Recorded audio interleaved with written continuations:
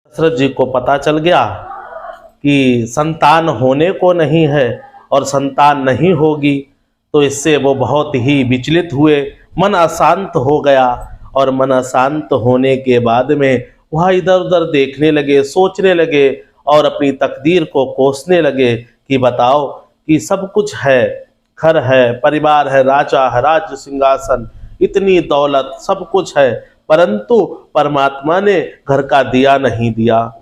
इस प्रकार वह हताश होकर अपने मंत्री के पास गए और क्या किया, धनुष बाण लेकर जंगल की ओर चल दिए और बोले क्यों ना शिकार खेल कर ही अपने मन को बहलाया जाए। मंत्री ने अपने स्वामी को परेशान जानकर उनका साथ दिया और साथ साथ दोनों लोग जंगल की ओर चल दिए। और चलते चलते बहुत समय व्यतीत हो गया। सांझ का समय होने को आया, परंतु कोई शिकार मिला नहीं।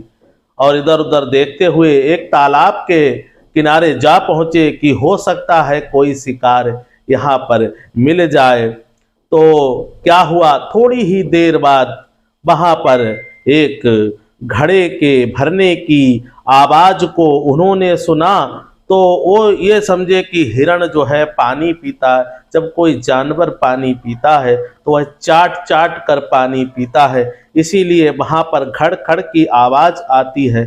तो दशरथ जी को लगा कि कोई मृग यहाँ पानी पीने आया है या कोई बाघ है जो पानी पी रहा है और शिकार हो जाए।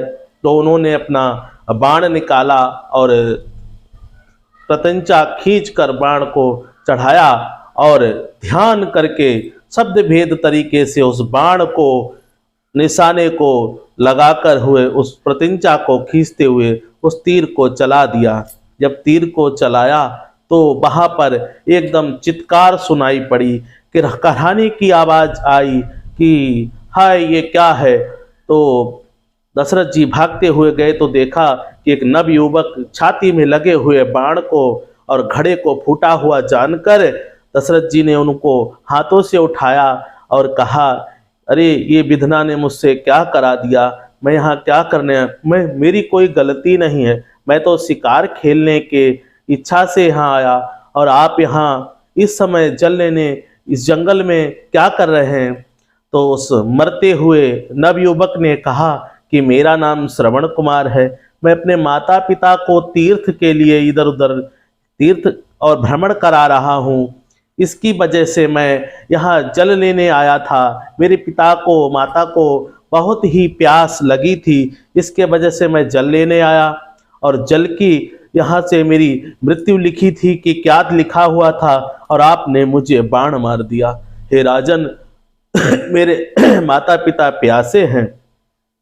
तो उन्होंने कहा कि तुम धीरज धरो, मैं तुम्हारा उपचार कराऊंगा, मैं यहाँ का राजा हूँ। उन्होंने कहा अब उपचार से कार्य नहीं होगा, लगता है मेरा समय आ गया है। मैं तो दशरथ जी बहुत व्याकुल हुए, उन्होंने उनको पीठ से बल थपथपाया और तीर निकालने लगे। तब वो बोले तीर मत निकालिए, जो सांसें हैं वो भी चली जाएंगी, क्योंकि तीर का फर ऐसा होता है कि निकालने पे वो जहाँ पे लगता है उतना एरिया फाड़ देता है। तब उन्होंने कहा हो सके तो मेरी एक इच्छा यही है, आप मेरा इतना कार्य कर दीजिए। दशरथ जी बोले तुरंत बताओ, मैं आपका सारा कार्य करने को तैयार हूँ, मैं दोषी हूँ। तो उन्होंने कहा मेरे प्यासे माता पिता को पानी पिला देना। दशरथ जी के आंसू की झड़ लग गई कि मैं धर्मात्मा होते हुए आज मुझसे ये क्या हो गया। उन्होंने घड़े में पानी लिया और जाकर उन अंधे अंधी के पास खड़े होकर उन दोनों से कहा, अरे मेरा बेटा आ गया है, पानी लेकर आया है। तो उन्होंने कहा श्रवण कुमार पानी अपने पहले पिता को पिलाओ, बाद में माता को पिलाना, आज तुम्हें क्या हो गया है। तो पिता बोले कि बेटा आज तक तुम चुप कभी नहीं रहे हो, क्या थक गए हो, हम वृद्ध माता पिता के पास कुछ नहीं है इसलिए बोल नहीं रहे हो।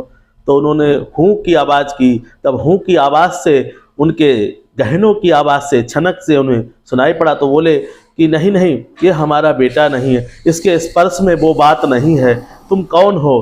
तो उन्होंने कहा हे महात्मा मुझसे गलती हो गई, मैं शिकार के चक्कर में आपके पुत्र को बाण लग गया और वो वहाँ मृत हो गया है, मैं आपको जल पिलाने की इच्छा से यहाँ आया हूँ। तो उन्होंने कहा, जो जल देने वाला था वो तो चला गया, तूने उसका वध कर दिया, तू दुष्ट राजा है। तेरे राज्य से हम इसलिए निकले थे, हमने सुना था सूर्यवंशी राजा बहुत सत्यव्रती होते हैं, और इधर उधर सब जगह से होकर किसी ने भी मेरे पुत्र को ना ही मारा ना खाया, किसी बाघ ने नहीं, किसी ने, तूने उसका वध कर दिया, तू दुष्ट है। दशरथ जी ने दोनों हाथों से अपने माथा पकड़ा और कहा कि आप जो चाहें वो मुझे दंड दीजिए, चाहे कुछ भी करिए, आपका मैं गुनहगार हूँ, आपकी ऐसी व्यवस्था करा देता हूँ, आप राजमहल में चलिए, आप राजपाट ले लीजिए। उन्होंने कहा, तू दुष्ट है, एक पुत्र को मारकर मैं राजपाट लेकर क्या करूँगा?